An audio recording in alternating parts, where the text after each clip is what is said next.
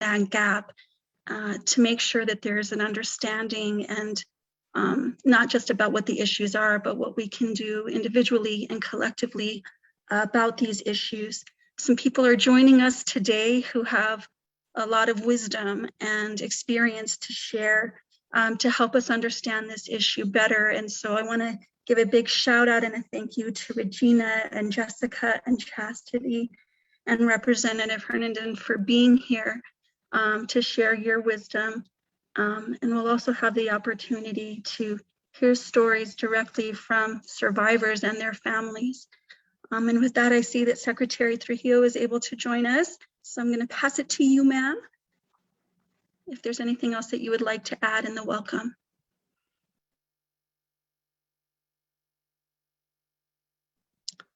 Hi, Secretary Trujillo. We see that you're joining. Thank you so much. Do you want a moment to welcome folks as well? Hi, good morning, Lily. Good morning, everyone. Thank you so much, Lily, for recognizing me. Apologies for being a little bit late getting between meetings, but just want to say how grateful I am to be here with all of you and want to thank you.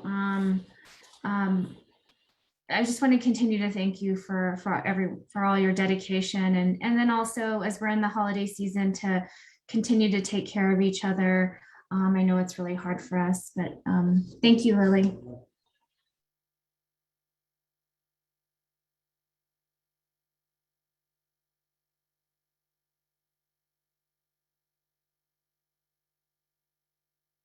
So with that, you see that everybody's getting situated. You may have noticed that we're being recorded right now, and that way people can, if they weren't able to make it today, they'll continue to be able to learn together with and from one another. And so, Stephanie, is there anything that you would like to add before we move on? Oh, thank you, Lily. I think we can move on to the next item on the agenda. Thanks.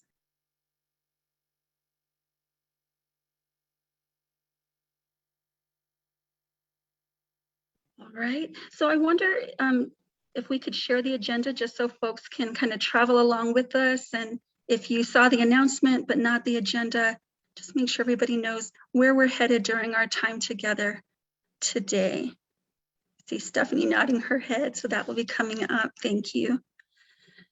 So we want to obviously always start our time together in a good way.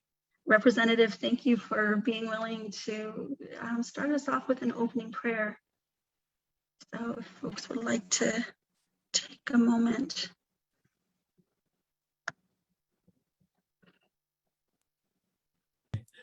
So thank you very much, Lily. It's always an honor and a pleasure to be here to participate and to be a part of the task force.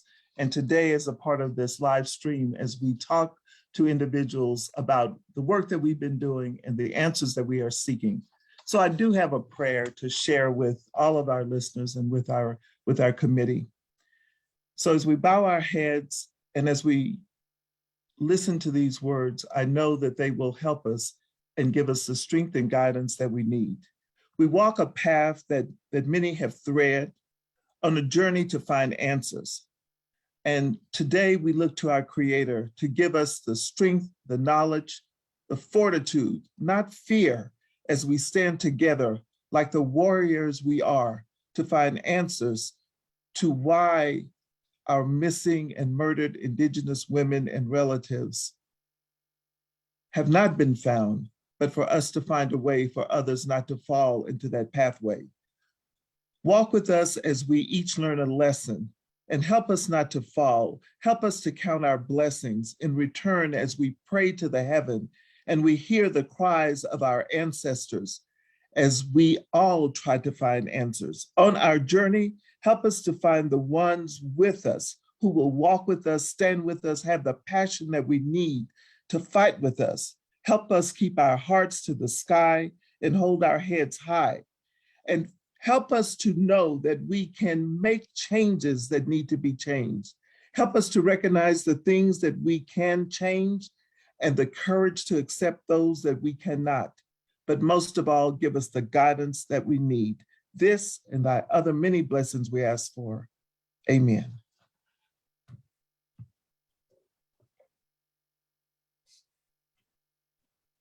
Amen. Thank you so much. And turn it next to Jessica, who's been the lead on organizing this event. Jessica, thank you so much, and passing it to you.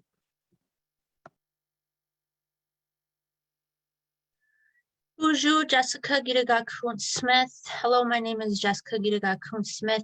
I am the Education and Outreach Coordinator for the task force, a Boys for It band member. And today I would just like to start off by thanking the families and survivor who shared their stories with me to create this video that we are about to share. I do want to give a trigger warning to anybody who may be watching. There are some very difficult parts in the video that can be very emotionally triggering for some. So I just want to make sure that everybody is, taking care of themselves while they're watching at home. You'll probably see me, I have my smudge here. So that is something that is important for me. This is difficult work. This is a difficult video to watch, but it's also very crucially important to the work that we are doing and to create the change that we want to see. The survivor and family voices are crucial to the change that we want to see. So I just want to say thank you to the families and the survivor that shared their stories with me, and we will get the movie going.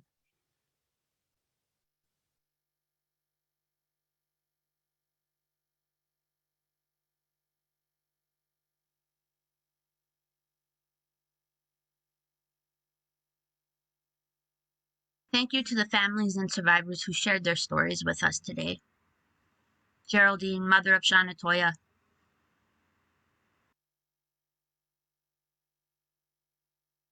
Hi, my name is Geraldine Toya. I'm from the Pebble of Jemez. Back in August 1st, 2021, my daughter had gone to the store. Her name is Shana Toya. She's 40 years old. She had 4 children. That night at around 11 o'clock, she went to the store because we were supposed to meet the next day to do shopping for the kids. She went missing, and about 3:45 that morning, I got a call from APD, which is the Albuquerque Police Department, telling me that they had found her parked at a park, deceased, unconscious. They tried to resuscitate, but there was nothing they can do. Everything that went on was very upsetting due to the fact that my daughter was a good person. She didn't do drugs. She didn't leave her kids ever. She lived in Albuquerque. She did have a home. She did have a vehicle.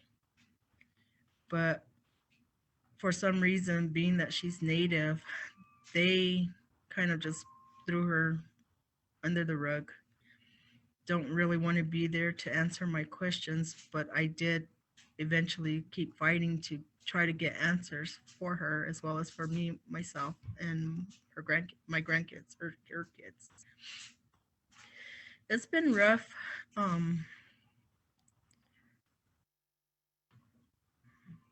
There was evidence of foul play, but the primary APDs that were on scene kind of denied that due to the fact that she's Native. I have recordings of them questioning why I didn't continue to keep the case open. It's been a runaround. It's been hard because I reached out everywhere to find out where I can get help. I asked the OMI that was on scene what happened, what he sees. He said that there was no foul play involved. Just because of the external view of my daughter, that's what his judgment was that same morning around 6:30. They told me that they were going to do an external and internal autopsy, which never happened. The APD told me that the OMI said there was no foul play. The OMI said that the APD said there was no Nothing that showed foul play that was in her vehicle or anybody doing anything to her. We found a lady's information in her ride. And today we don't know who this person is, but I would like to find out who she is and what she was doing in my daughter's ride. If she was a witness to something that happened that maybe caused her not to go back to retrieve her belongings. There's certain things that we know that something did happen. And it's unfortunate that our judicial system, including the OMI, didn't do what they had said and promised that they were going to do. My daughter was like any of us, human. She didn't deserve to be found that way. She didn't deserve to leave us or her kids that way. And it's very hard because they're still young. They still need their mom. I still need my daughter.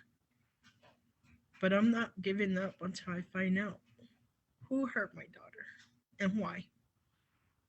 Why didn't she have her money order? Why didn't she have her money in her wallet? Where was the stuff that she went to the store for? But an empty bag in her ride. And still yet they determined that nothing happened. After the OMI told me that there was no foul play or anything, they told me that they're going to do an internal and external to find out what really happened. I didn't get either of them. I didn't get anything.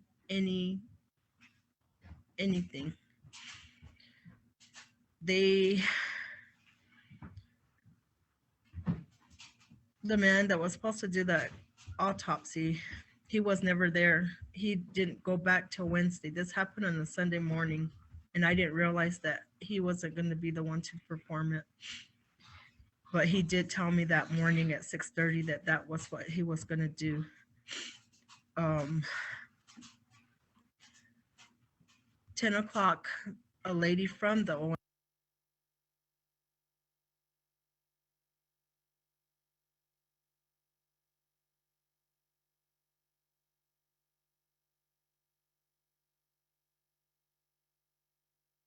OMI had called me and told me that she wanted to know where we were going to take my daughter after the autopsy. I had told her, I said, we're going to bring her home because we are natives and we do our traditional ceremony. She just said, oh, okay, I just needed to know because I wasn't sure we're going to take her to a funeral home. And I said, no, I don't know if that's what she wanted to hear, for them just to throw her in the freezer and not do anything after that. But they told me it was going to be completed maybe that evening around 6 or 7, and that we would probably be able to get her. If not, it won't be till the next day. At 2 o'clock in the evening, she was calling me again to tell me that she was ready to be discharged. Being that I never had a child deceased, found deceased like this, I didn't know what to expect or what to, I didn't know anything about what they do in autopsies. So when my husband and my brother went to go pick her up, bring her home, when we're taking her out of the body bag, I noticed the wounds that she had on her. Immediately, I started taking pictures. I took a picture of her. There was visual wounds, and for them to tell me that there was no sign of foul play, that wasn't right. I have that as proof that those are signs of visual wounds. I have documented everything from the same morning when that happened. I've been documenting. I've been just every little thing that I've noticed, what I see, who I've contacted, who I spoke with, the help I'm reaching out to. It's been a load on my behalf, but I'm not going to give up until I find answers, because she was everything to us. And she won't just go and leave us like that. Somebody hurt her, but they don't want to help me find my answers. I'm just so upset. I'm just hurt. How can they fail natives like that We don't all live like this. They can't judge us from past, the history. Maybe there's some that are there, honestly, to become somebody, something. But I want to be a voice, not just for me, my daughter, but for everybody that's hurt like me, because I know I'm not the only one going through this. I know there is people out there that are suffering the same way I am, looking for answers, looking for justice. But why did they have to fail us like that? That's not right. We have rights too. We're just as human as anybody else, regardless of race. We have natives. We're out there to reach out to whoever, don't matter the color. We pray for everybody in this world. We try to help one another. We try to be brothers, sisters, mothers, fathers, uncles, aunts. That's how we are, and that's how we were raised as natives. But it hurts when we have to go through and endure pain this way, trying to reach out and find answers for our people, our family, our children. I want to be a voice for these people because I know it's been rough for me for the past 4 months now, having to try to find answers for my grandkids when they ask for their mom. It's been rough because it's hard to explain to a 2 and a 3-year-old. They don't want to believe it. It hasn't really sunk into me. But I know it does hurt and the pain's there. But for one thing I can say is it hurts to know that there's nobody, it feels like sometimes, that is out there to help you to find what you're looking for.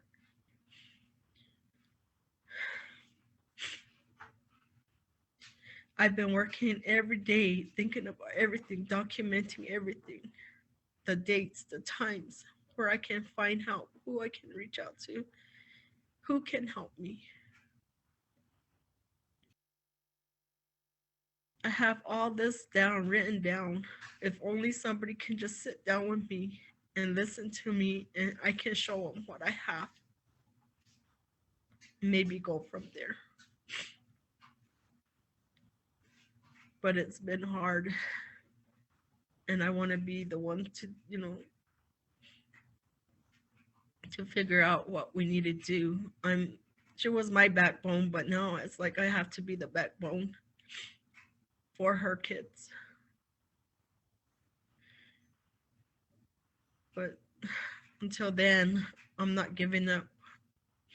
I'm going to stand strong as best as I can and say my prayers every day as I do.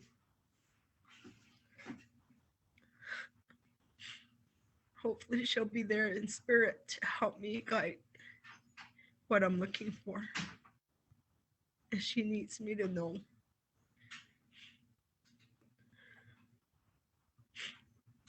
I know she needs me to know what happened to her and why.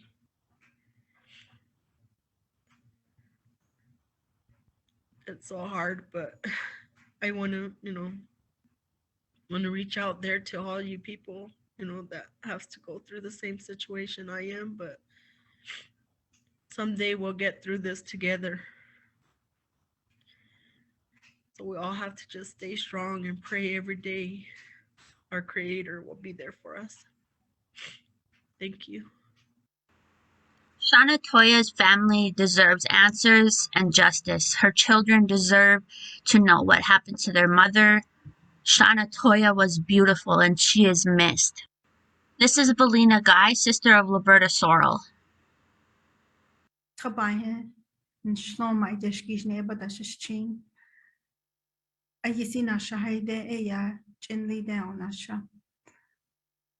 My sister Liberta Guy Sorrell went missing in 2002.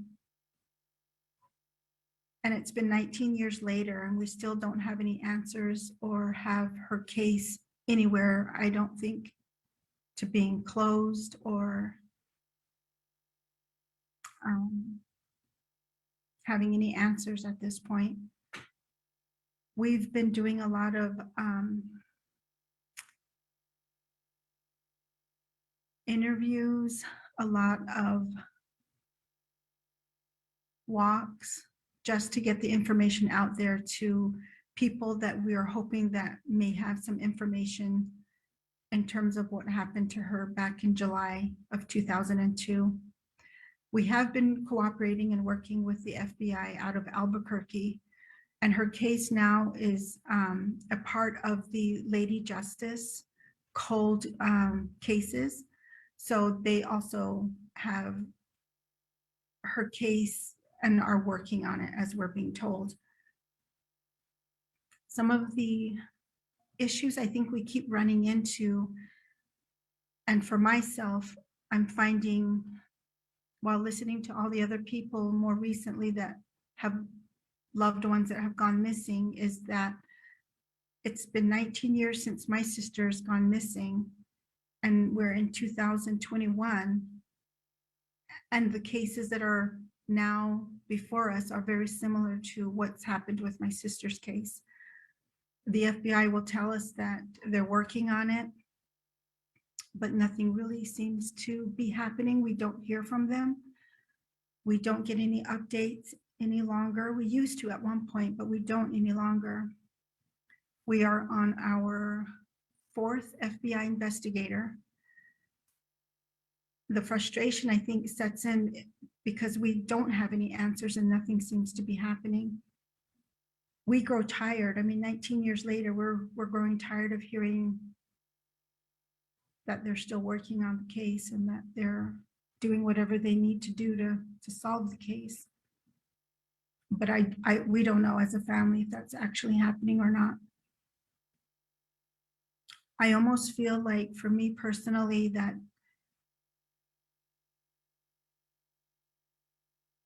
something other needs to happen with these investigations regarding missing and murdered women. It seems that there's no one holding the FBI or any of the investigators in these cases accountable. And I really feel like something should be happening. There's a lot of families now that are coming forward with missing and murdered or missing Indigenous women, and their problems are very similar to what our problems have been: the jurisdiction, the lack of evidence, no bodies. There's no answers to what has happened to these women, and it's not changed. Something has to change for all of our families that are experiencing murdered or missing family members. Just the other day, I was asking about how the Lady Justice program that has been started for missing and murdered women has actually made a difference. And in all honesty, I don't think it really has. I've heard from the investigators with the Navajo Nation. They're just not being able to receive any information or any collaborative work from the FBI. So I'm not even sure what is happening with the Lady Justice program or what that program provides to our missing and murdered cases. I'd like answers. I'd like to know where is that collaboration that's supposed to be happening that we were told was going to happen. When is someone going to step in? When are we going to have a prosecutor, or when are we going to have the district attorney step in and start working with the FBI and pushing them to complete these cases and find answers and solve them? Something has to happen. All we're doing is playing these waiting games, and all we're doing is waiting. And I don't know what we're waiting for anymore. We continue to wait. 19 years has been a long time to wait. And I can understand families even now, today, that have missing or disappeared family members. I can understand that they're growing impatient. I can understand that they're going to probably be told the same thing 19 years from now, that they're going to continue to wait as well. It's devastating to continue to be told that. And my heart goes out to all the other families that are in the same situation that we're in. something needs to give, something needs to happen. I understand that there are problems with jurisdiction. I understand that there are problems with the lack of people that are actually working on the cases. There's a shortage of police officers or investigators or FBI investigators. But in all honesty, something has to happen. Something has to change in order for any program to be successful. And I really hope that that happens. This is Kimberly. Like myself, she is a survivor. Wakupa. I'm originally from Gallup, New Mexico. I'm 38 years old. I have 6 children. 2 of them are not with me. I have one that was missing, but is at Equipace right now. And I have the 2 youngest with me. I've been through abuse and I've been trafficked. I was originally born in Manuelito, raised out there on the reservation, and abuse was running my family at a young age. I was molested by a relative, and in high school, I was bullied, didn't get along with any girls or anything, and they bullied me because I was Native, because I came, I walked to the bus stop with muddy shoes. I was called a dirty Native, and because I wore glasses, they made fun of me. It wasn't good. I didn't have a good childhood. I'm relocating in Albuquerque again. I'm trying to find a place to live right now, where they give out vouchers. Unfortunately, Galton has no resources, so I had to hitchhike to get here. And I'm trying to do all I can. I've been advocating and for sex and human trafficking. So I'm a survivor of it. And I was homeless in Gallup, walking on the streets after high school, and it's just not a good thing that people endure that every day. And I was trafficked after high school by my first husband. And I was pregnant at the time of my first child, who is 18 years old right now. She just graduated high school. My mother-in-law introduced me to the truckers at TA, and that's how this all started. I didn't know what was going on, and my ex-husband changed my appearance, and he didn't like the way I looked. And I was also going through some phase where body shaming and anorexic. I just wasn't proud of who I am. I was ashamed because other girls, and it was just a lot mentally. And abuse happened during my pregnancy with my first child. He pushed me, he hit me, and I had no way out. He isolated me like an abused person would do. So I had no one to talk to. He isolated me from my family and from my friends, and I had nowhere to go. I don't know. I was like trapped. Going through all this, he introduced me to cocaine. He said if I loved him, I would do it just to lose weight faster. And I was going through a lot with my body and everything that I was going through. So I did it. Yeah, I was so stupid. My self-confidence was so low. I was screaming for help, and nobody was there to notice it or anything. And I did it 3 times, and then he left me after that.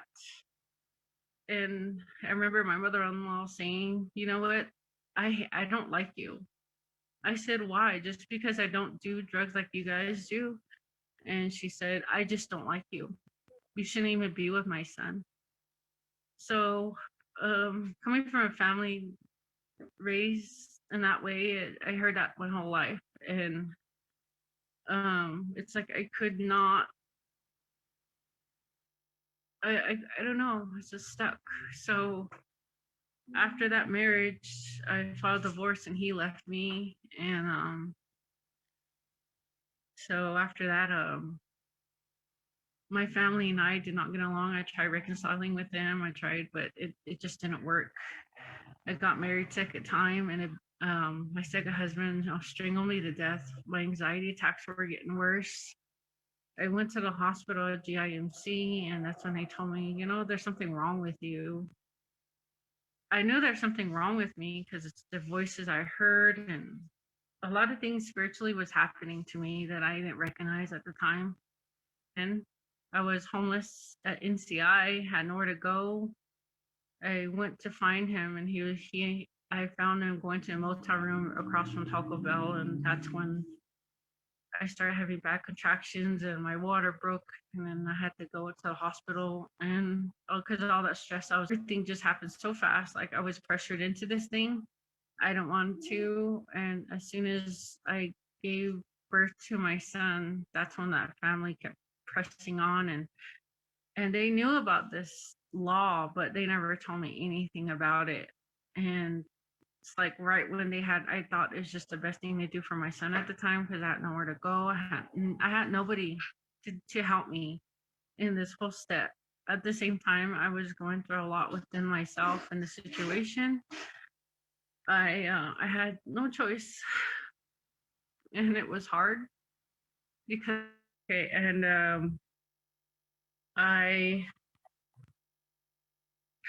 I gave my son up after, and I returned to NCI once I gave birth to my son.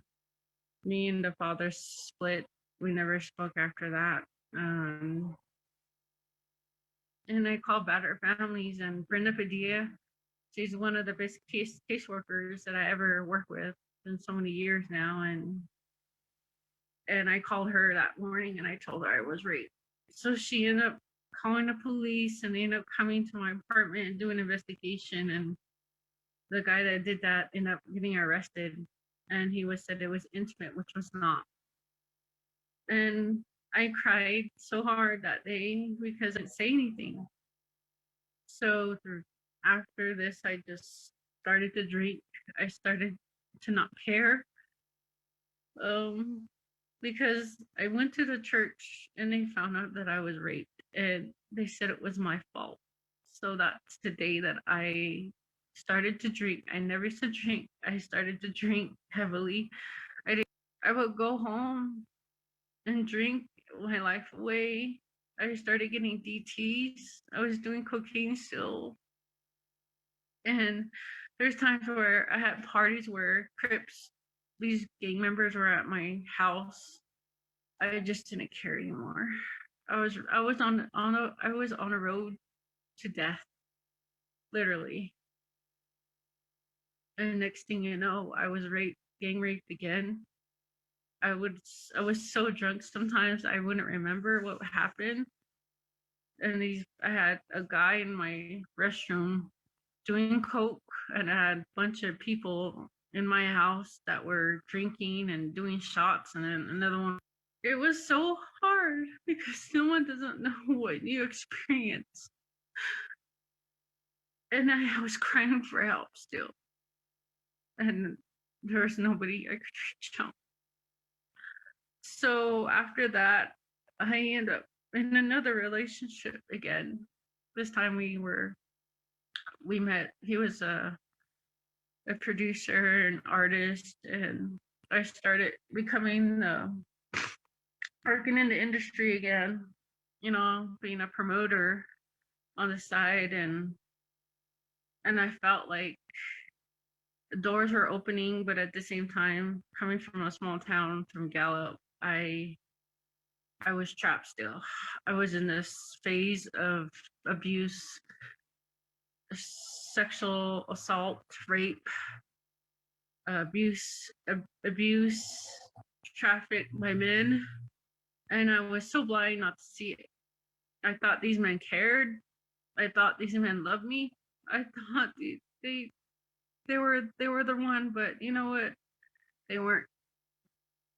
I went to therapy, but every time I would go to therapy, they would say there's something wrong with you. How come your problems aren't solved? How come you're the same way? That's what I was told at GINC by a lady who I didn't feel right. And she just literally said, well, there's something wrong with you. So I tried going for help, and I started reading college books on psychological stuff on the mind, going to workshops. So I started to heal myself. I became an advocate. I became advocating for those that were missing. And there's some stuff I haven't said, but I had a auntie that was murdered almost in front of me when I was younger. It was all over the news at the time when I was like 6. She was murdered by a cop, but that was her husband who was not on the job, and she got shot back of the head. And it's been hard seeing stuff like that in my life, and helping other people that's just the type of person I am. So I became an advocate. I started interviewing those. I started, trying to get more answers for the families, and it was really hard cycle of what I've been through. A lot of people don't know this about me, but being an advocate, being out there, trying to help your own people, they don't know what you go through. They don't understand until they actually hear you. And now I got married again, and he was dishonest with me. He didn't, communicate, and unfortunately, I had a son. Even though a lot of people told me that he wasn't good, I met him at church. I was helping our relatives that are homeless on the street in Gallup, and I started serving, and for years, matter of years now, then I met my ex-husband, my last ex-husband, and I lost my house through I was living in a transitional housing for battered women, and I made so many mistakes, and it was so hard because a lot of people did not see what I was going through. My daughter is 9 years old now, and she has a disability. Her father does not want nothing to do with her. I don't know if it's for her disability, of ashamed or something, but I haven't received nothing. And I tried putting Navajo language on her IEP. I was turned down, saying it would be confusing for her. As is me growing up in a family like that, I finally came through my identity when I was like 30, in my 30s. I'm 38 right now. I didn't know the traditional ways. I don't know because no one taught me. No one didn't understand me. Now it's like I'm being criticized because I don't know that. But I know my clans, and I used to go with my grandma's house, and I had my kinada, I had the ceremony, and I'm thankful for that because if it wasn't for my grandma teaching me how to be strong and those times of running, getting up early, I would not be the person I am today. I'm proud that we're Native American. I'm proud because not researching and learning our history, it's like this has been a cycle where no one doesn't understand you, but when you actually come to a sense of who you are, you start to realize that you're not a mistake. You start to realize that your purpose is still here to fulfill each and every day. Like I take a breath each day and I'm thankful for it, because if not, I had so many chances where I should not even be here. I should have gotten an accident that day. I should have, but I didn't. I'm still here and everything is okay.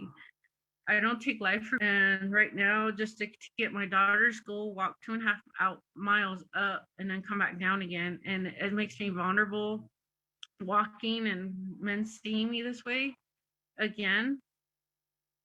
And I'm scared because there's so many of our people that are missing, that are murdered, a lot of things are injustice and people are not hearing.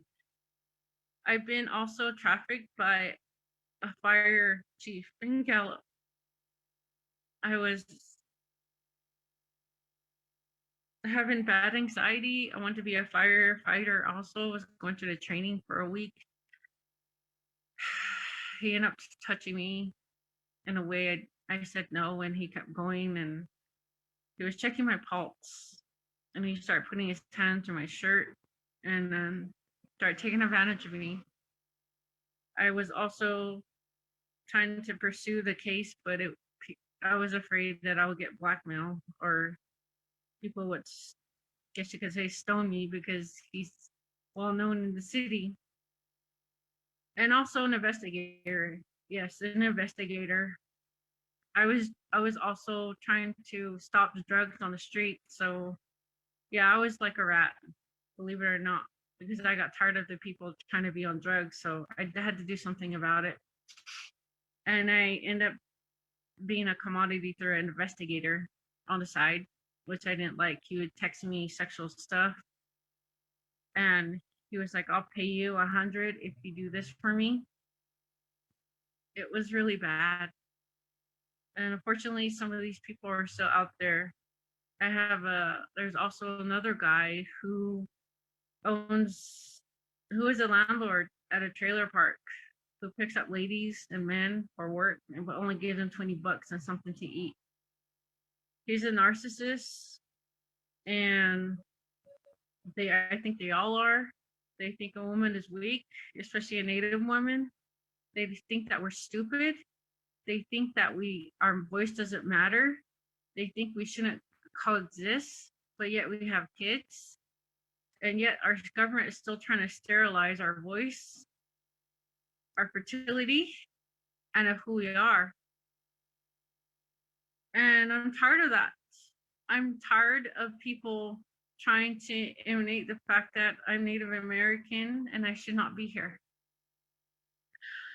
I feel that laws need to change here, and that I vote you in. My vote matters to you, and the fact that our vote matters. We were the last people in history to make sure that we vote. So that needs to change.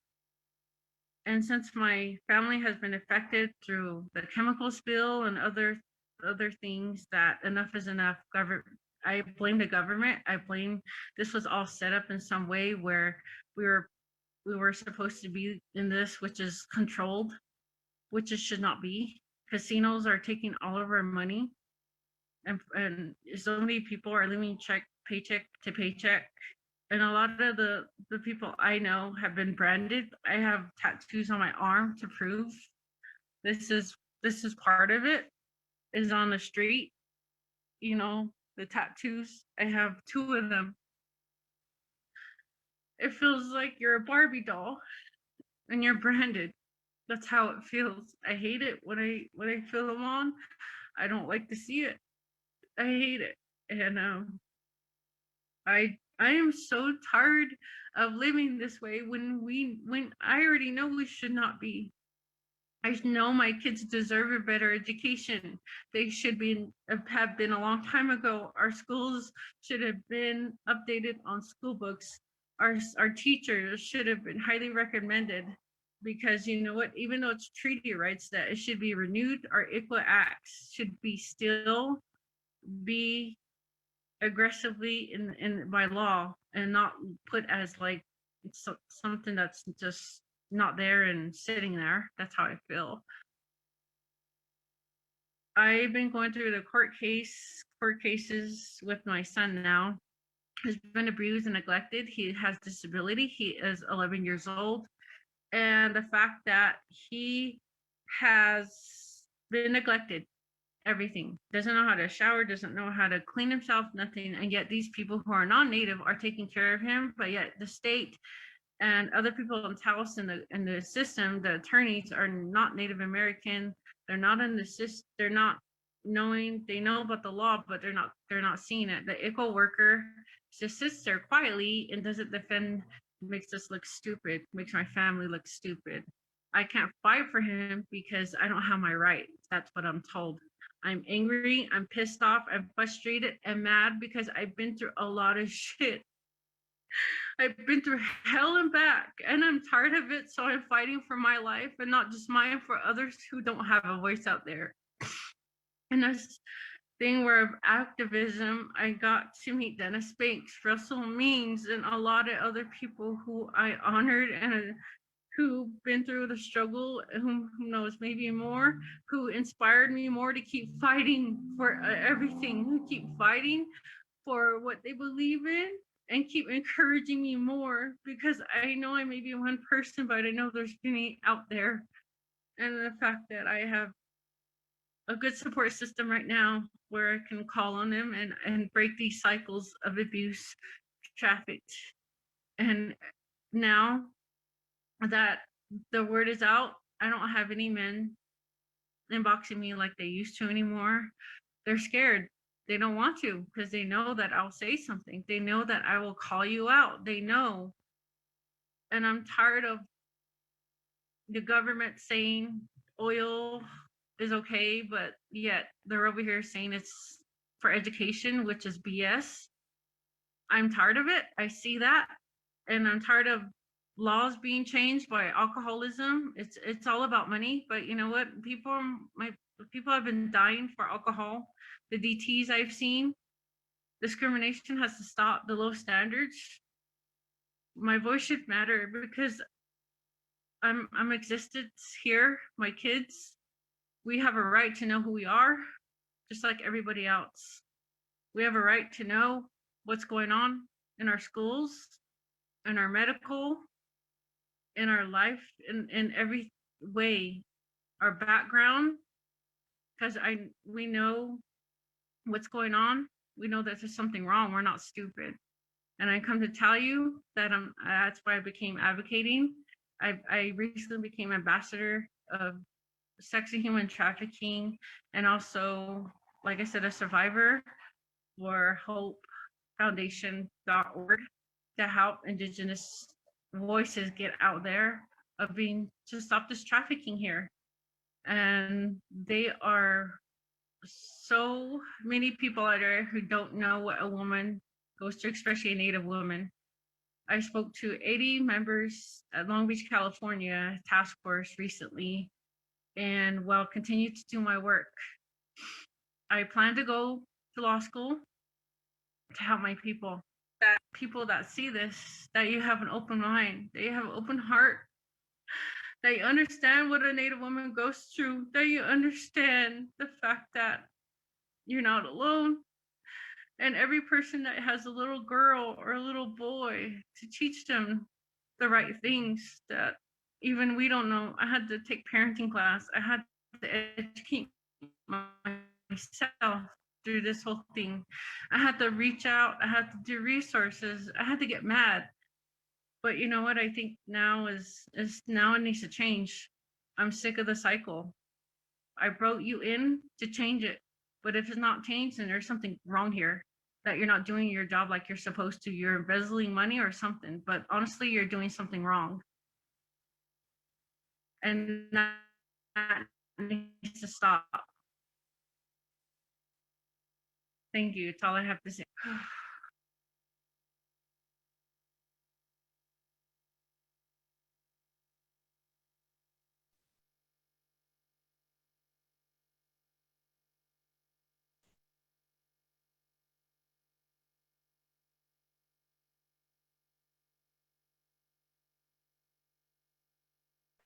Just to take a second to honor the families who shared their stories and their loved ones.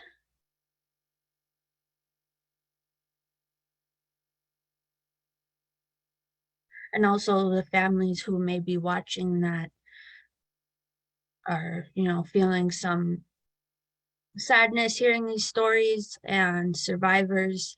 I just want to say thank you to everybody who shared their stories with us. As a survivor of trafficking myself, these issues I hold very, very close to my heart, and it's something that was really important to me in this role, to be able to make sure that family and survivors' voices were being heard. And I just, doing this video was, really something that was powerful and moving and really difficult to do, but it was very, I find it very important for these stories to be heard, because the changes that we want to see need to be moved by families and survivor stories. Those are going to be the most important pieces of change. So thank you to Geraldine, Valina, and Kimberly for meeting with me and sharing your stories with me. We will be in contact for sure. At this time, we are going to move to the panel discussion. Our Lily will be moderating the discussion. If there are any questions throughout, please put them in the chat, and then after the panel discussion, we will address questions at that time. Thank you, Jessica. Thank you for making space and a way for people's stories to get out there more. And we don't hear those stories out of anything other than respect and compassion and the desire for justice and for healing.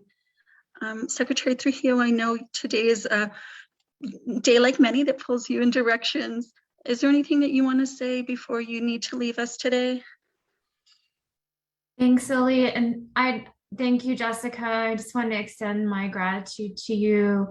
And also just, I think just for me, trying to ground myself, and after hearing those testimonies and just the love and respect that I have for them for sharing that with us, not only their own stories, but their families and the loved ones that they're still searching for.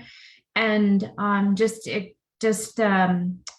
have so much gratitude for everyone, and knowing that this is on Facebook Live, and just really holding space to honor that. But thank you, Jessica. Thank you, Secretary. Thank you, Secretary.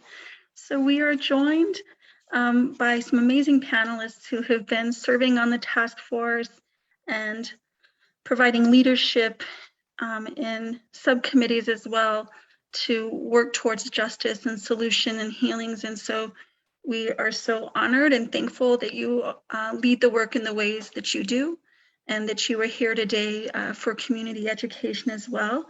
We are joined by Regina Chacon, Chastity Sandoval, and Jessica Gidegakun-Smith, who you were just hearing from.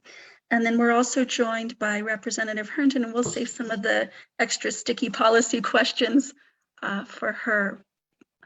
So with that being said, do you all want to take just a moment to introduce yourselves, and then we'll jump into the questions, and we'll start off with Regina, if that's okay. Sure. Good afternoon. My name is Regina Chacon. I'm with the New Mexico Department of Public Safety. I'm the Bureau Chief that oversees the Missing Persons Clearinghouse and the National Center for Information, the NCIC system, amongst the Sex Offender Registration Unit as well. And I'm happy to be a part of this team. It has been a wonderful experience to be part of this group of people who care so deeply about our missing, and I hope that we can help to continue to move forward and get answers to the people that are missing their loved ones. Thank you, Regina. We're going to go next to Ms. Chastity. Good morning, everybody. Yate kwasane. Jay Chastity Sandoval and she task initially go hashklashabashachin. Chishidashache Kentachini Dashanal. I am the victim and tribal legal advocate for Nambi Pobo. I am also one of the members of the New Mexico Task Force, and I just want to thank you for having me here today to be a part of this dialogue discussion. And thank you to those that presented their testimonies. You know, we are with you, we are listening, we are here to support you. And for those that are tuning in, we thank you for taking the time to be with us. And thank you again, everybody. Thank you. We're going to circle back to Jessica. Jessica, will you tell folks a little bit more about you? Yes, Buju Jessica Gidegakun-Smith. I am a Two-Spirit member of the Boy Sport Band of Minnesota Chippewa Tribe.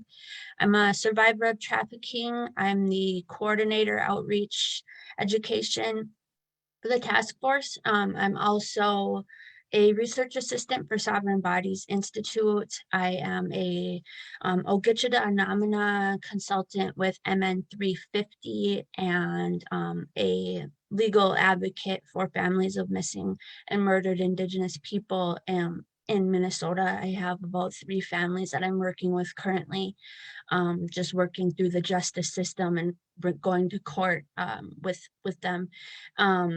I'm also a student. I'm currently in 2 schools. I'm finishing up my bachelor's in legal studies and First Nation studies, and started my master's in tribal governance and administration.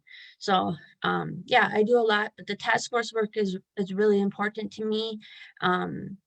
It's something that I, didn't really see myself doing while I'm still in school, but I'm very grateful for this opportunity to be on, in this work with so many amazing people and working to find solutions and to, address this crisis head on. And I just want to say thank you to everybody who's here today. Thank you, Jessica. Representative Herndon, thank you so much for your leadership. Will you take a moment to introduce yourself to folks so they know who gave the fine prayer? Well, thank you very much. I am Representative Pamela Herndon. I've been in office now for just about 6 months, but it has been the most amazing 6 months that I can recall in a long time. And the fact that I am in the position to be able to help in ways that I had not been able to before is really very rewarding to me. Rewarding to me in terms of the way in which I can provide assistance. So I serve as the advisor to the New Mexico Indigenous Women's Resource Council. So in every state where there is a population of at least 10% Native Americans, then a resource council can be established. So that means resources and funding and the ability to pursue the many types of issues that we're talking about today. And so what I hope to see happen is that there is a greater collaboration between the task force and the council as it exists, so that many of the questions and the answers that are being put forth, other questions and the requests for answers that are being put forth can occur. So it is really a great pleasure and an honor to be here with you, and thank you for the invitation. Thank you all very much. And again, everybody who's joining us, if you've just joined in, welcome. We're so glad you're with us as well. So this first question is a question that I'd love any or all of your answers on. So sometimes when we're working on policy or systems change work, we start trying to play fast, to say a lot at once, and we start using acronyms.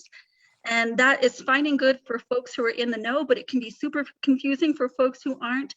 So do you mind sharing a little bit with folks who are listening? What's the difference between MMIWR and MMIW?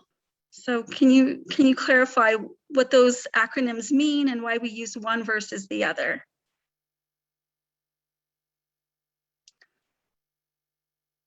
I can answer that, Lily. Thanks, Chastity. You're welcome. So the task force's the findings are showing that there are high rates of violence of missing people. Cases are not just only women and girls, but also members of the LGBTQ Two-Spirit Plus community, as well as the trans relatives that are also missing.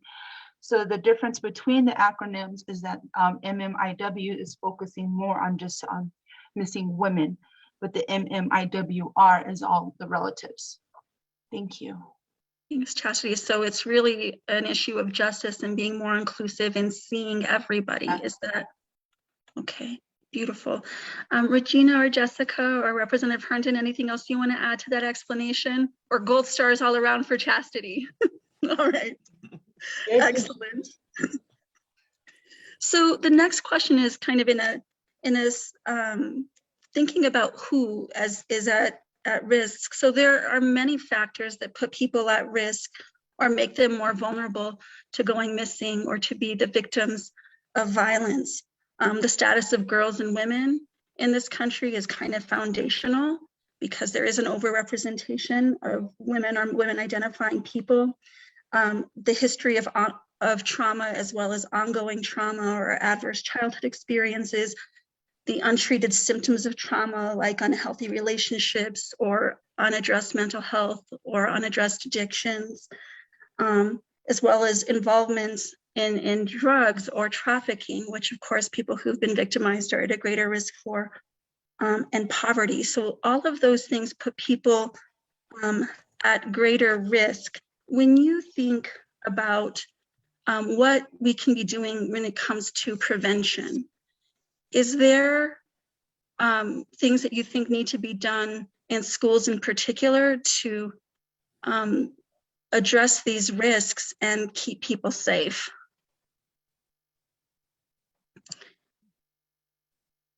Maybe I can start off with this one. One of the things that I've been looking at and thinking that we absolutely need to have in every single school is something called a well room.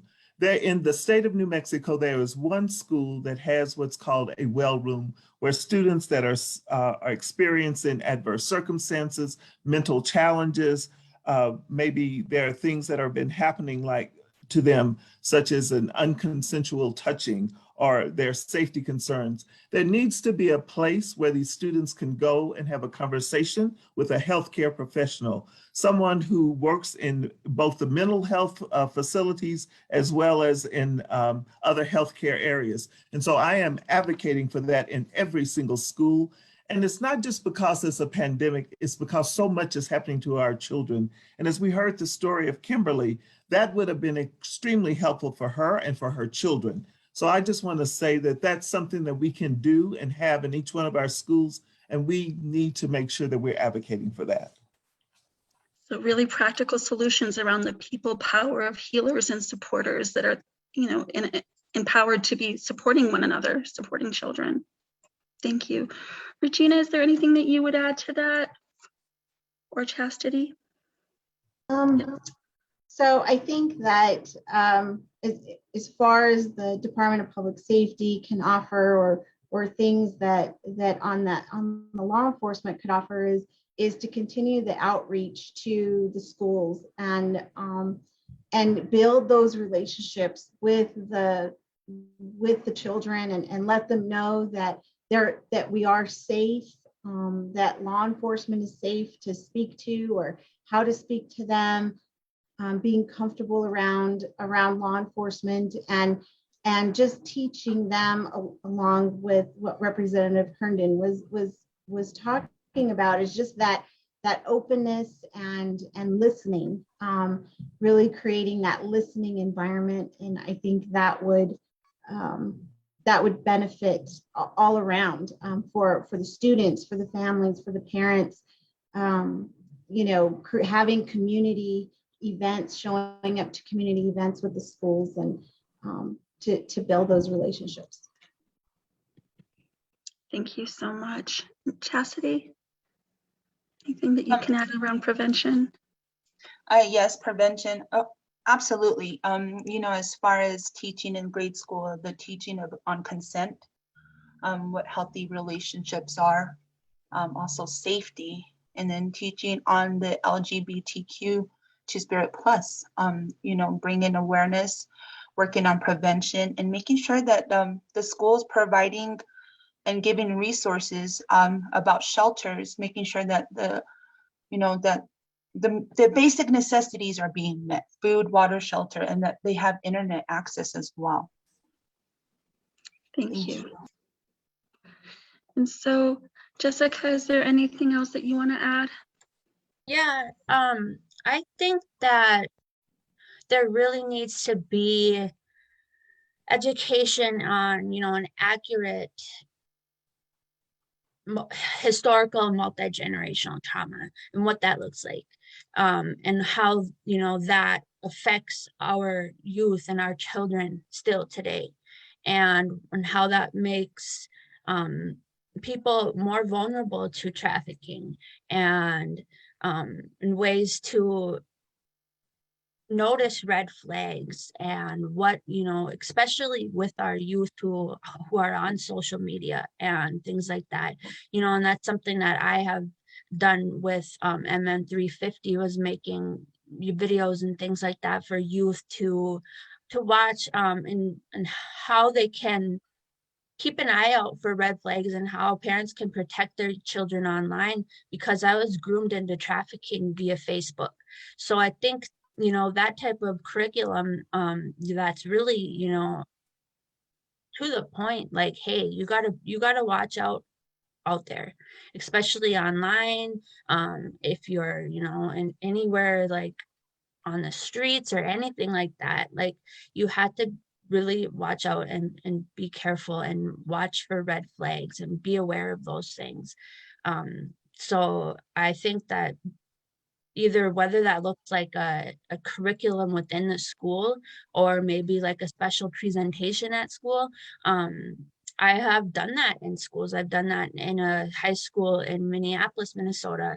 And I've done that in a school, you know, in my area. So there's many things that schools could be doing for prevention. And that looks a lot like what everybody has said, but it also is, you know, saying those hard truths and making our youth aware of these things, and also, you know, having mental health and counselors and things like that for students who are struggling, and for students who are struggling with their mental health, or, you know, who may be suicidal. You know, those types of issues that are really plaguing our Indigenous youth really need to be brought to the forefront. And that's, you know, something that I work on in my community. And I think that it needs to be kind of a thing that's across the board in all schools, in all school districts. Thank you so much. So while there are particular needs of Indigenous youth, you're pointing to a common human need and framing it as wellness, and strengthening people's well-being and relationships makes them less vulnerable to that grooming online. So thank you for that.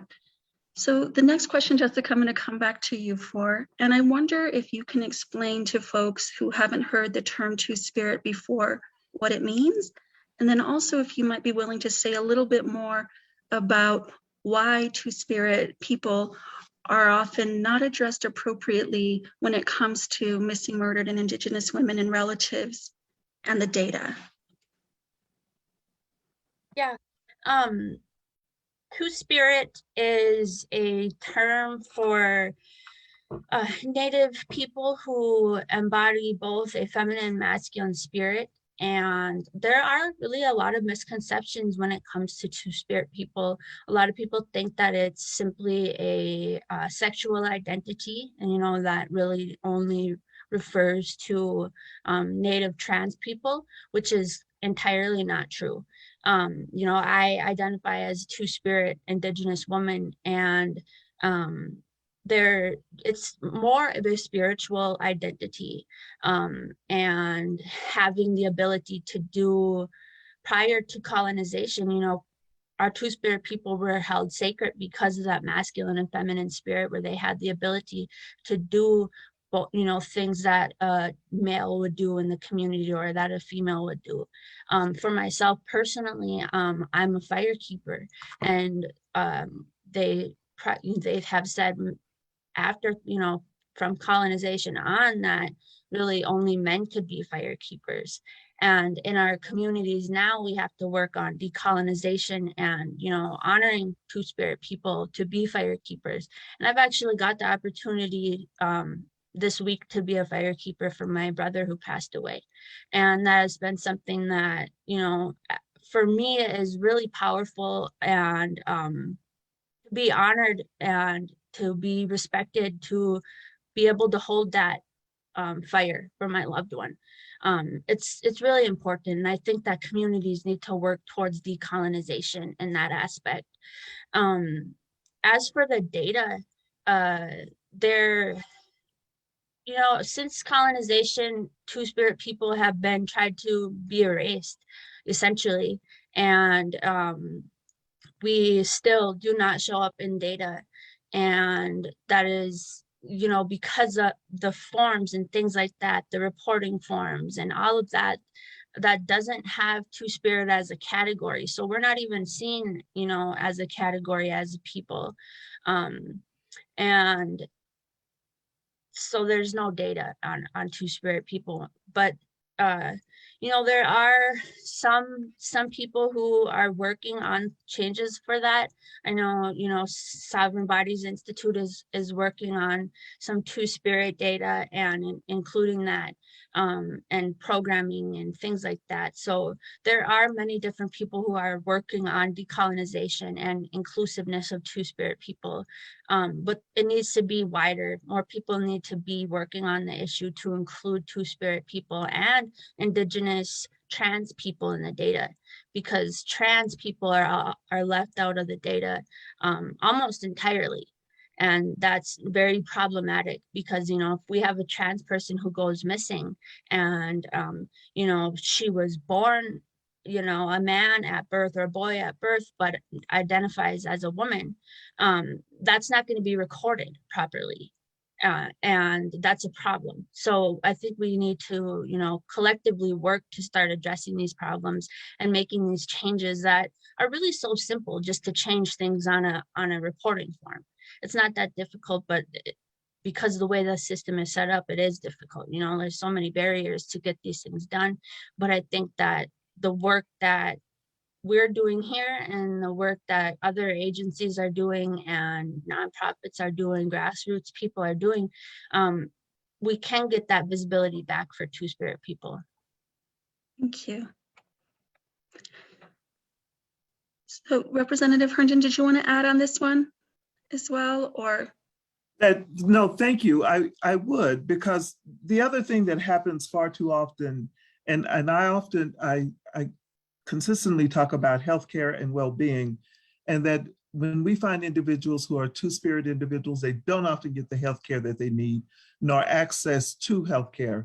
So one of the things that we need to do is to make sure that we are educating the people, as Jessica indicated, about the need for making sure that you talk to people and understand where they are, and that you give them the services and the needs that they are requesting at the time that they come and seek them. So absolutely, thank you for describing and explaining what Two-Spirit means, because everybody doesn't understand. And so now, by listening to this Facebook posting and this live stream, I'm hoping that we'll meet and reach thousands and hundreds of other people so that they'll understand and be more sympathetic and compassionate when they meet individuals. Thank you, Jessica, and thank you, Representative. It's a good reminder that in a world where data matters because it's about counting, when we don't count certain people, we're literally saying they don't count. It's a way of devaluing, dehumanizing. And so when we remember that data are really numbers that are behind lots and lots of people's stories, and we remember to honor people's stories, right? But sometimes we need the data to follow up to do that. So thank you both for bringing that important perspective forward. So it's interesting, right? There's not one consistent face of trafficking victims. Victims can be any gender, they can be any age. And we know that some people are at a greater risk of being victimized when people are undocumented, when people have run away or experiencing homelessness, especially homeless youth, when they've been oppressed or marginalized or impoverished in other ways, when people have already experienced other traumas, other oppressions, their vulnerability to go missing or to become victims of violence goes up. We know that Native people are especially at risk, that New Mexico has the not very proud status of having the highest rate in the nation of missing, murdered, and Indigenous women and relatives. So, and we know that traffickers especially target people who are vulnerable. So what do you think can be done, or what is being done around trafficking prevention? I'm going to give it to Regina first, and then I'll come back to Chastity. So some things that have started in the law enforcement community is training at the Law Enforcement Academy. There's been a lot of targeted curriculum towards human trafficking, how to recognize it, how to be able to communicate and understand that there's a difference between when a person is missing because they want to be missing, because there's a difference between when a person is abducted, and then to recognize when there may have been a situation where we're always teaching runaways aren't running away just to run away. They're running to something or they're running from something. And a lot of times that does have to do with human trafficking. And so right now that law enforcement is going through that process of training and then retraining seasoned officers who have come to understand that you don't have to wait 24 hours to report anybody missing. Who can report them missing is pretty much anybody. Children can be reported missing by schools, by grandparents, and of course, there's always the guardianship issues and those type of things, but that they shouldn't just wait, because when you're reporting a missing person and there is a chance of human trafficking, there is always that delay of time, because they're just going to come back. And trying to educate law enforcement to recognize the right things to say and the right things to ask, because it's really about asking. Those first responders have a very short period of time to make a decision on how that situation is going to, how the investigation is going to flourish. And so what you want to do is teach law enforcement and public safety officials and first responders to be able to understand that.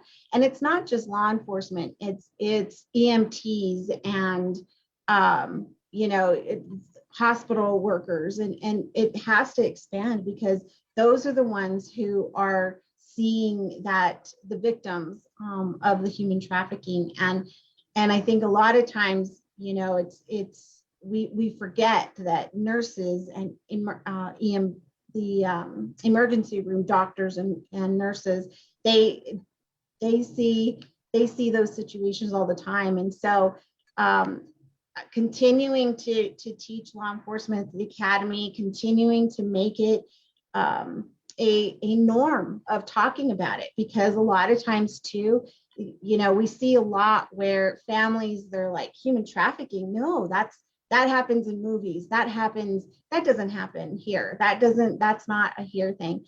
And we really try, and at the Missing Persons Clearinghouse, what we do is we try and let them know that, it's not just on in the movies. It's not just, in other parts of the state and the big cities, and it happens everywhere. And so we give them indications. So we slowly try to ask them questions like, what is your child on Facebook? Is your loved one on any social media? Have they been having these discussions? And so I think that expanding those discussions and expanding that education and just making it normalized to talk about is very important.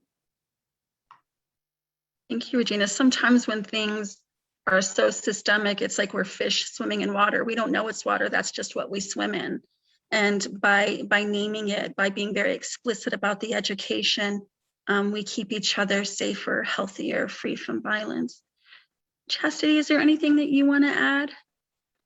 One thing from the sub-data committee group that we are kind of addressing is working with tribal communities, with leadership, their law enforcement, as well as what are their protocols when a person goes missing. Not only that, how are they addressing human trafficking issues within their reservation? When it comes down to the codes, their tribal codes, as well as do they have a toolkit in place in their community? Do they need assistance with that? Do they have prosecuting attorneys that can work with them? Knowing the signs, especially the ones that do have tribal casinos. Those are one of the industries that are the hot spots, and recognizing that and educating their casino staff down to the security guards. There's a lot that can be done when it comes to prevention, and just even within having a peer support established group. What do families need? How do we assist them? What happens when a person comes home? What can we do to work with them and their family? So those are kind of the things that that we're looking into as well. Thanks, Chastity. Jessica, I wonder if you could say more about how extractive industries and casinos make Indigenous women and relatives even more vulnerable to becoming missing or violence. Yes, I just got done with like an extensive research project on the correlation between extractive industries and human trafficking. Because I live in Minnesota and we just got done, well, they're done with building it now, but the Line 3 pipeline that was going through Minnesota, there prior to that, there was, a lot of backlash and people that were fighting to stop the pipeline before it started, because we knew that the issue of trafficking was going to be heightened in this area. And that is because, there's so many out-of-state workers who are coming into our communities, and where there are already vulnerable people and vulnerable youth, and they know that. And man camps, although man camps were not erected in Minnesota because that was something that they brought up in the hearings and everything, and the Enbridge had to say that we're not going to build man camps, but it was still a huge issue. There was 2 undercover trafficking stings that workers from the pipeline were arrested in, one where they were arrested for soliciting sex from minors. And in one of his criminal complaints, he had said, I'm 1,000 miles away from home. And, so there's just this huge need, it's this, not a need, but this huge almost demand for sex surrounding extractive industries and where these workers are being held and where they're being homed. And there's just not a lot of police surveillance around them, and police have to be reimbursed in Minnesota for responding to calls and things like that. And even domestic violence shelters had to be reimbursed in Minnesota because of the heightened calls of violence from workers, and having to put people up into different hotels because all of the regular hotels that they usually put people in were taken up by workers. So it's been a really huge problem here. And it's the same thing, wherever the pipeline is going to be, or wherever the extractive industries are, man camps are, it's the same picture. And I think, for prevention on that, there really, really needs to be that not only that law enforcement education, but I think, there just really needs to be heightened law enforcement presence, and also, that I had already mentioned, education with your children, and who they're talking to online, and what, because these children, although it was an undercover sting, so it wasn't an actual child, it could have been, and it very well probably was in a different situation that wasn't an undercover sting. So myself personally, I am very very forward with my daughter. I have a 14-year-old daughter. She knows what happened to me. She knows how I was groomed via Facebook. She knows what to look out for. She knows not to talk to people she doesn't know online. And I show her, you know, reports of girls who go missing, and things like that. And although it, you know, you have to be blunt, I think, with your children, to get the point across so that they understand how dangerous it is to talk to people they don't know. So I think also just across the board, any child you know who has social media, who's on social media, to be aware of these things, because there are those predators that are luring children online every single day. Thank you, Jessica. Throughout our conversation today, each of you has spoken with a realness about the problem, but also a hopefulness around prevention and around healing. And so I wonder, you know, in addition to the ideas that you've shared around kind of cross-sector professional education and around public awareness, are there other strategies for prevention or for healing for folks who've been victimized or their families who've been victimized that you want to lift up for the rest of community to consider as a solution? So either on the prevention or on the healing side of things, any strategies you want to lift up?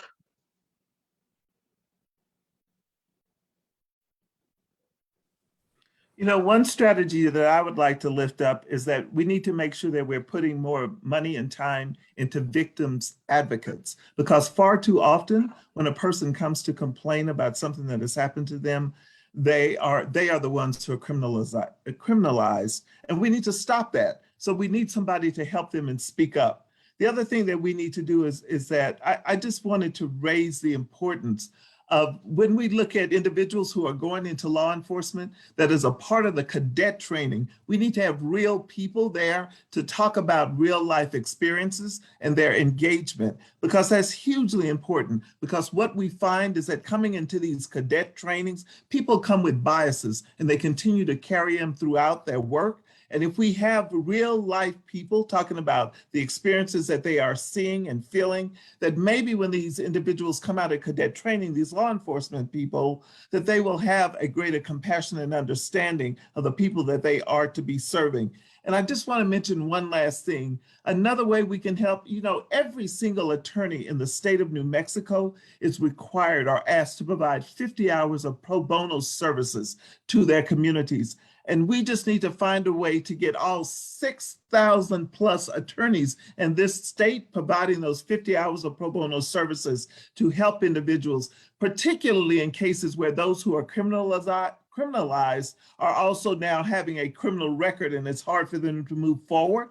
We need to get expungement of those records taken care of to make sure that those people have the right to move forward with their lives. So those are three things that we have got to make sure that we put into place. Thank you, Representative. Chastity, I know you spend your life doing advocacy for victims as well. And so anything that you would add in terms of prevention and or healing? As far as prevention, kind of piggyback offing representative here, is also in tribal communities, we don't have attorneys that assist our victims. It's very scarce. You know, we have to use resources from Albuquerque and Santa Fe. And even at that, a lot of people don't have the knowledge of tribal law as well. And also the changing of the codes, implementing the legislations, using that resources there, providing some type of changes, like the subdata committee, we're working on a missing persons day, having that in place for the state of New Mexico. And what does that mean? That means families can gather at this one spot here that we're gonna host, and they can update the reports on a missing relative. We can see where their case is at. We can work with the district attorney as well, and just a lot of these things that we are trying to implement right now as a task force with the state of New Mexico, and working on these issues and working on updating the clearinghouse database so we can get the two-spirited side addressed with those issues as well. And these are some of the things that we are diligently working on, and it's been consistent. And, you know, we don't want to just have all this fall on deaf ears. We want to have action. We want to have movement. We want to have our people to be able to breathe and to be heard. And those are some of the important things. Just hearing the testimonies, you know, 19 years is a long time.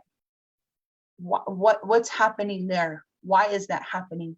19 years is something that is just like unbelievable. And to wrap my mind around that is just, it's upsetting to sit with. And that's the honesty and all that.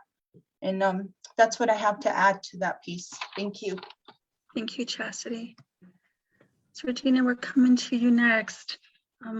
Any advice or recommendations about things that we can do around prevention or to respond to the needs of people or their families who've fallen victim?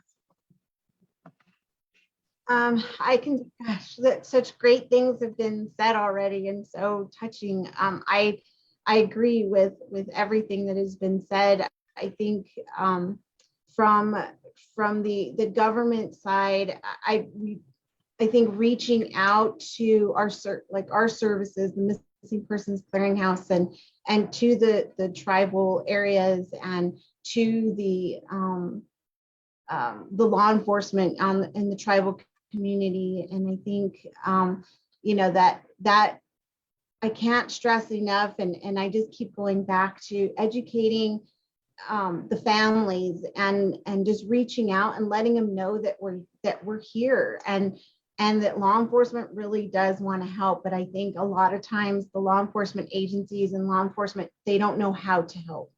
And I think so going back to I think that would be such a wonderful idea that Representative Herndon had mentioned about having the cadets hear these stories and talk to professionals like, you know, those on the panel and those in the task force to really hear what's going on in the communities that they'll be serving.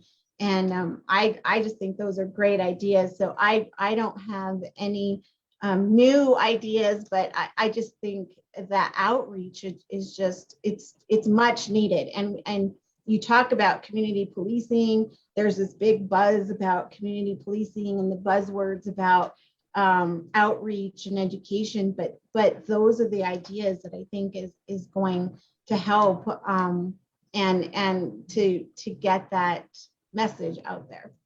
Thanks. And Regina, for folks who aren't as aware of all of the different programs that you oversee, can you give people a little bit of insight? So if somebody, God forbid, has a family member that goes missing, how would they contact you and what might they expect when they first reach out to you? Sure. So the Missing Persons Clearinghouse is created statutorily. We're created to liaison with families and with law enforcement and with the FBI. And the FBI on not in the traditional term for investigation, but the FBI as far as reporting, as far as getting that information into NCIC, so the person can be found on a nationwide basis.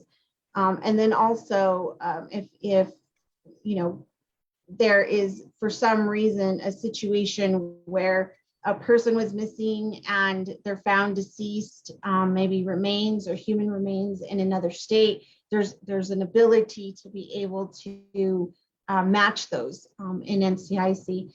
But the Missing Persons Clearinghouse was created to be able to educate the public, educate law enforcement, and just serve as that support for families. And there are a lot of times where it's just we get phone calls from family to be able to discuss with the you know, just have communication with them. Just say, this is why we're here and what do you need? And families sometimes just want to listen, just want us to listen and say, this is what's going on. And a lot of times that's what we do after hours and during work and on weekends. And Sometimes it's just us saying, hey, well, let me contact law enforcement, let me contact the investigator and see what I can find. And there are times where the investigator is saying, this is what's going on the investigation side. This is what's going on the on our side, and we just can't talk about it, not just to the family, but to anybody. And so then our job is to be able to translate that to the family. What does that mean to the family, right? Not in a law enforcement term, not as an investigation, but what does that mean? And then let me get the information that would help the family understand what is happening with the progression of the case, and or why they can't move forward with something. That is the core job, the fundamental job of the Missing Persons Clearinghouse. I'm also the Amber Alert coordinator for the state, and I've been doing that for almost 8 years, 9 years, going on 9 years, and that is such a huge responsibility, because families are calling saying, please do an Amber Alert, please do anything you can to bring that attention to the person that I love, to my child. And there are times where we have to say, we can't do it because it doesn't meet the criteria. But then there are times we're advocating and we see that there's a situation that could meet the criteria. And so we're discussing with law enforcement. And again, we're liaisoning with the family and with law enforcement always. And that's our job, is to be able to have that. We're the go-between, because sometimes it does get contentious, for lack of a better term, but sometimes they just, it's a matter of understanding. The family just wants their loved one back. Law enforcement wants to bring their loved one back. And so they have the same goal, but they're not having those discussions because their emotions are so on both sides are just so amplified. And so our job is to mediate that situation. And so we take that very seriously at the Clearinghouse. Regina, clearly what you're doing is not only a job, it's a labor of love and something that you approach with deep compassion. We heard from Geraldine and Valina and Kimberly those moments of feeling alone and not understanding how systems work. And so by being able to hold that place of compassion for the victims or the families, as well as holding that knowledge of how systems work, you're working to get folks on the same page moving forward for justice. So thank you for that. Jessica, you get to be our grand finale on this question. Anything else that you would lift up in terms of what we can do, what else we can do in terms of prevention, and or what else we can do in terms of healing for families? Sorry. I think, everybody covered prevention really well, and that's something that has been talked about a lot here. Especially, the things that Pamela was saying with, providing victim advocates and going to the cadet level. And I've done that in my program, my legal studies program, just a couple weeks or like a month ago or something like that. I gave like a whole presentation to legal studies and criminal justice students on the cases that I'm advocating for here. And it was powerful. The students were kind of shocked to hear many of those things. And I think taking it to an educational level to people who are going into these careers, into these professions, law enforcement professions, definitely is really important. And for healing, like that is a whole different thing I could talk about for an hour, but I think, the most important piece of that is to really create safe spaces for youth in schools to go if they're in crisis, or and having even within our shelters or places where our youth are going, or our, you know, people who have experience violent situations, that they have access to whatever traditional medicines they need.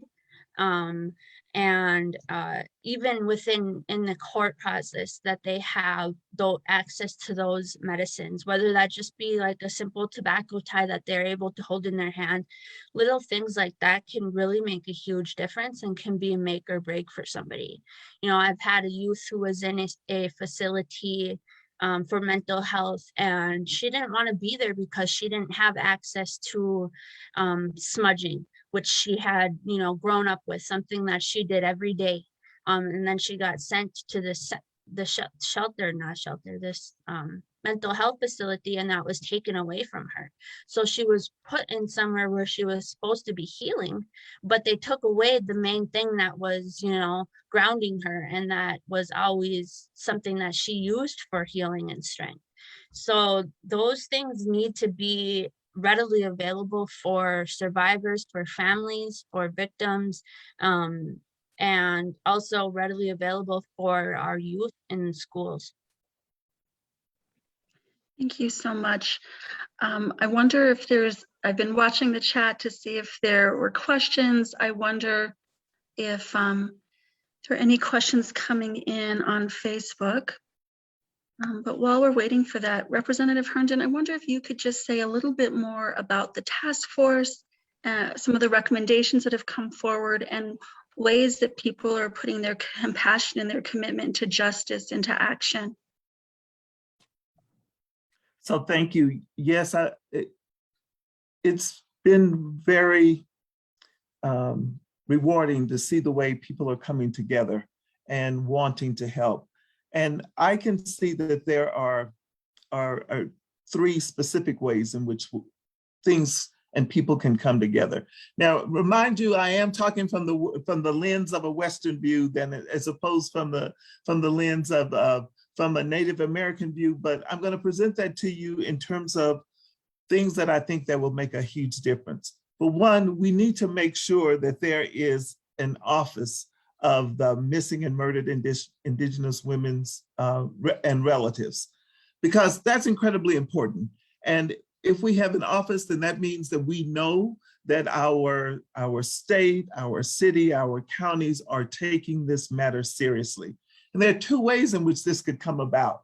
It could come about by making sure that there is a particular office within the Department of Public Safety, which would be incredibly wonderful, because that's where the police work and investigations will go. But it could also come about by creating a division within the Indian Affairs Department with its own budget, and with a budget director, with a director who is working directly with the Department of Public Safety. So both of those could be incredibly helpful in making a difference. We could also pass a piece of legislation, create a resolution, or have a day that is absolutely dedicated to recognizing and remembering missing and murdered Indigenous women and relatives throughout this entire state. Actually, it should be done around the country, because this is an area that needs to be lifted and highlighted much more than we ever have done before. And then the last thing that we must do is that we must come together and we must talk about how we are having legislation put together. And it's not just the people who are on the call today, but we have got to get communities together to speak up, because as a voice, our voices are much stronger. When we all work together, we can definitely lift up what is happening and what should be happening in our communities, particularly in bringing these two areas that I've talked about: an office for missing and murdered Indigenous women and relatives, and second, that there is a day dedicated to remembering, not only in the state of New Mexico, but around the world. Thank you so much, Representative Herndon. So friends, pay attention to what's coming up in our next regular session in mid-January to mid-February, and show your commitment. The only expertise you need to be able to testify is your knowledge and your experience. Community voices really do matter. So please watch for that. You can go to nmlegis.gov to track any legislation, and you can just search missing, murdered Indigenous women and relatives to find out what legislation is moving forward. So we do have a question. It was a Miss Anita King. She was asking who they can contact for another interview. And so Jessica, if you want to put your contact information, that would be, oh, I see that you're going to contact her. So yeah, if people want to reach out, want to share their story, great. There's also the task force meetings are open meetings, right? So whether you're a task force member or not, you can come, you can listen, you can learn, and you can find out ways to make a difference. Chastity and Regina, anything else you want to say about the task force and ways that people can be involved?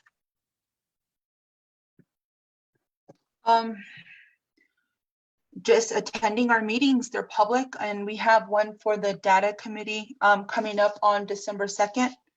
And I guess if you can just message that you want to be a part of that, we can share the link with you, as well as just being involved. You know, these testimonies help. Being the voice for your missing relative is very important. And just keep asking questions. What's happening? What is the group doing? What are you working on? And, you know, we also have the website as well under the clearinghouse as well, updates. If you are not familiar with that, please look into that as well. Thank you. Thank you. Regina, anything else you want to add? I think I'd offer and implore the community to invite your law enforcement officers to your community events. At any and all community events, invite them to talk about missing persons, invite the individuals that are on the panel, on the task force, invite the task force to your community events. And so the voice can start growing, and our message and finding out about our missing persons and our missing loved ones, we can start getting that out, talking about human trafficking, talking about education to the families on what to do if their child does go missing or their loved one does go missing, and really getting it out there. But I think if I would implore the community, invite us to community events, we will go, and we'll take whatever resources or whatever education that you need to attend. And but really we just want the community to invite us. Thank you for that strong and genuine invitation to partnership and working together. So we're coming toward the end of our time. Again, for those of you who are joining us out there in Facebook world, let's give 3 snaps to Jessica and Chastity and Regina and Representative Herndon for, I think I did more than 3, for their wisdom and their generosity. And with that, we're going to turn it back to you, Representative Herndon, to help us end in a good way.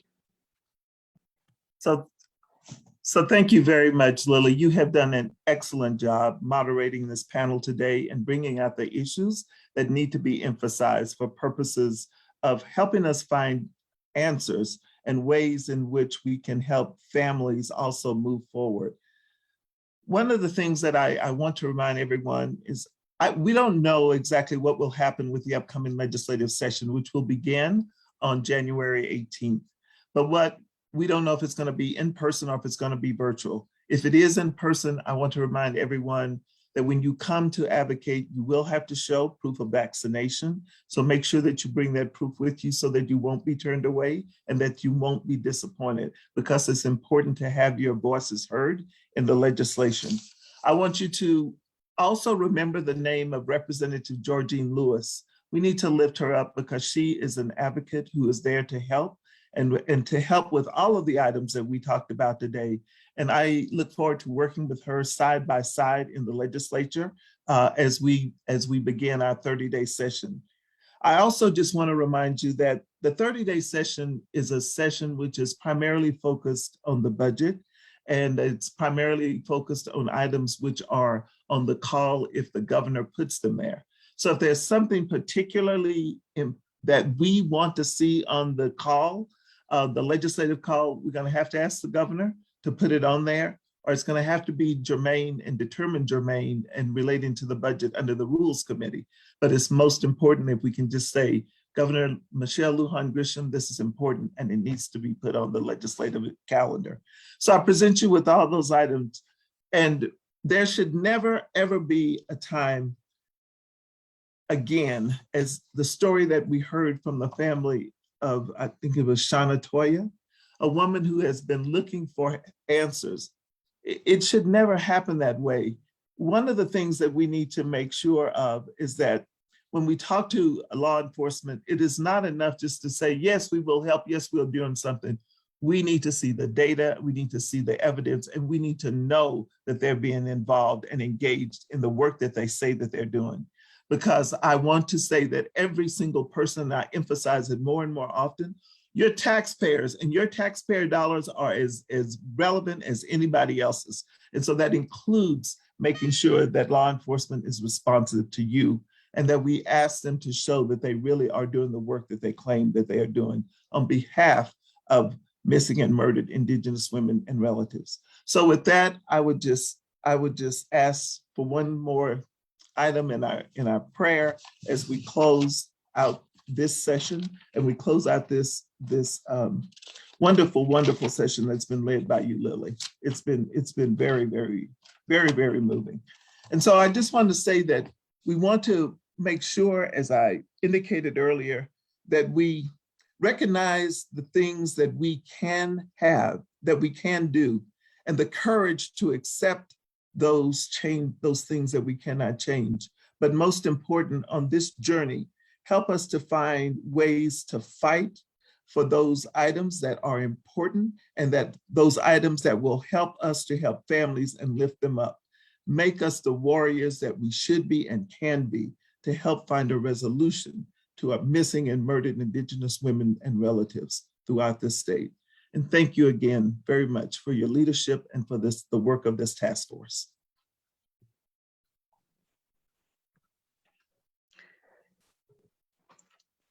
Well, thank you very much, Representative. And again, Regina and Jessica and Chastity, and Stephanie and Sherry for all of your work on the front end and the back end. And thanks everybody for joining us from Facebook. Bye. Bye.